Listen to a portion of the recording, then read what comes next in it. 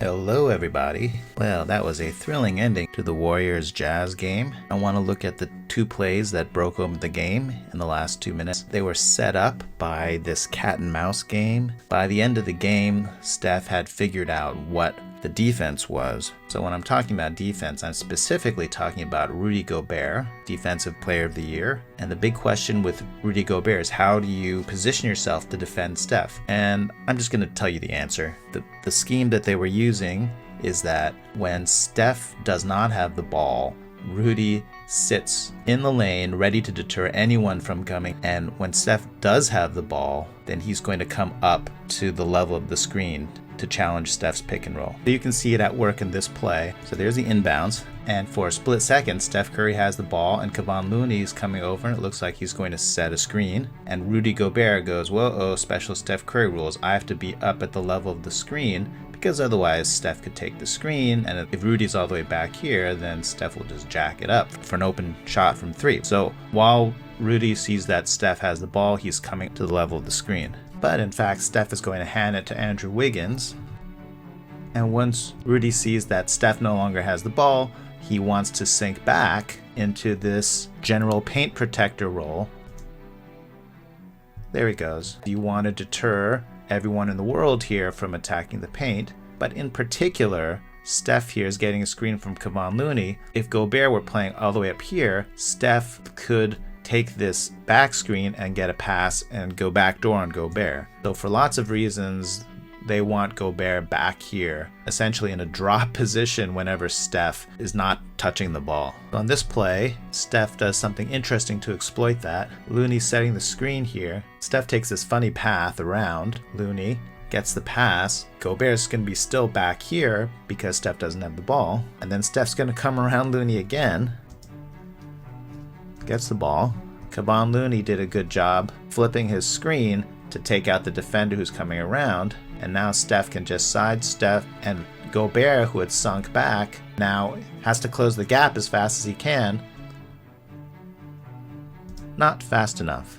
So a few minutes later, Steph gets some confirmation that Utah is still playing the scheme. Steph is over here. Wiggins has the ball, so by the Steph rules, Gobert is going to be sunk back here in the paint. Looney's going to step over here and set a back screen for Steph. Here, Steph is going to fake this way to get his defender moving backwards, and then he's going to suddenly cut. But this play is dead in the water because Gobert has just dropped back over here. Steph is a little bit free. He could get this pass, but now he's just going to be driving on Gobert in close quarters in the paint, which is not what you want. But Steph is going to remember that Gobert is playing this drop when Steph is off ball. So the next play down, Steph does not want to mess around anymore. Steph has the ball, so therefore Gobert is way up high. He's not sunk back in the paint, and he's ready to pounce on any screen roll action. When Steph sends the ball in to Otto Porter Jr., Gobert is going to sink back to the paint. That's a scheme. And now Steph knows this is the scheme, so that means he knows that if Looney sets a screen here, he can just step right over here, and there's going to be a little bit of space here for him to get off this mid-range shot. Gobert is back in the paint. Steph gets the ball right here. This is a straight-on mid-range two that Steph is very capable of hitting. Beautiful. Right after this play, Steph is going to hit the three that's going to break open the game for the Warriors. But in order to understand the three and give it the proper context, I'm going to go back 1 minute in time. So here's a wing pick and roll. Usually this is Draymond, right? But we don't have Draymond today, so it's Looney. And Looney is playing the screener really well. Because Steph is holding the ball, that means Gobert is not in his position as the head shark, but he's all the way up just under the screen. Because if he wasn't here, then Steph could just dribble right into an open three-pointer. So here's Steph, he uses the screen, and now he's just trying to beat Gobert with raw speed. Gobert does a pretty good job of rotating with him. Steph was expecting this weak side low man to leave Gary Payton second open because it's natural for this guy to rotate to help. He actually didn't rotate very far, but GP2 is open for a split second.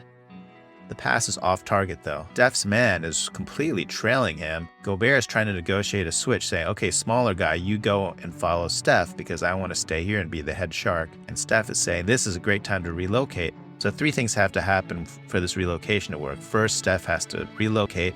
Number 2, GP2 has to set the pin-in screen. And number 3, Otto Porter Jr. over here has to realize this has happened, hold the ball, and then pass it back to Steph. And pretty much only one of these things happen. Steph will definitely relocate here, but GP2 is not anywhere thinking about this pin-in. And it's a shame because look how far behind Steph's defender is. And then number 3, Otto Porter Jr. is already thinking, oh, I got to swing the ball the other side because this part of the play is dead. No, Steph wanted you to hit him on the relocation. So that's a bit of a shame, but they try a little dribble handoff to Andrew Wiggins. It's unfortunate Wiggins just loses the ball out of bounds. You can see the disappointment body language here. He pushes Payton to set a screen for him over here, and then he's going to wander over. And then when he sees that the ball is not coming back to him, you're going to see him sort of sigh and sag his shoulders subtly. Okay, a couple of plays later, these players have a chance to redeem themselves. Steph is attacking fast. It's a pretty wild play because if you look, the Warriors have 1, 2, 3. It's 3 against 4, but by going with speed, they have the Jazz defense in disarray. Steph almost throws that into the stands. This defender is looking for someone to guard. He's confused. Steph just goes backdoor on his defender. Porter hits him. And now Gobert has to rotate. Gobert had been guarding GP2, so GP2 just wanders off in the corner. All right, so now Steph releases it to GP2, but he does not want GP2 to take this shot. He wants there to be a relocation. After he throws the pass, you're going to see him wave his right arm, saying that way, throw it to the top. There. You see he's still throwing his arm up. And this time, it's a bit awkward because, there's no Draymond here, but there is an Otto Porter Jr.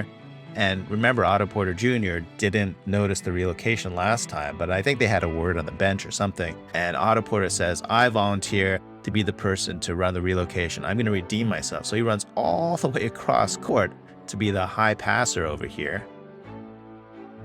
So Otto Porter Jr. this time goes to the top. He knows what's happening. This time, GP2 understands what's happening. Steph is cutting around GP2. Steph's defender is trailing, and GP2 is going to screen Steph's man perfectly. Nice, solid screen happening here. That means GP2's defender has to be the one to jump out to defend Steph. This switch is just half a second slow, but in Steph land, that's an eternity. Donovan Mitchell tries rotating off of OPJ as well, and they're both half a second late. Beautiful. Here's another angle of the relocation. I like that. GP2 definitely redeeming himself. OPJ redeeming himself. Steph coming around the corner. Mitchell and O'Neal reacting pretty fast, but not fast enough. Okay, and here's an important detail. Andre Iguodala is reloading his 3-shot gun here. I guess this is one of Andre Iguodala's signature celebrations. Kind of looks like he's got the 3. It's the Sean Livingston 3-shot gun. I don't think it's safe to be pointing it all the way down here near people. Okay, with the game almost salted away, we just need one more score to lock this down. Ball swings to Wiggins. Gobert is guarding Andre Iguodala, of all people. The Warriors have gone small, so Gobert has to guard somebody. The lucky winner is Iguodala. Iguodala steps up to set a wing screen for Wiggins. And remember the golden rule for Gobert's defense. If Steph Curry has the ball, come up to the screen. Otherwise, sink back here in the paint.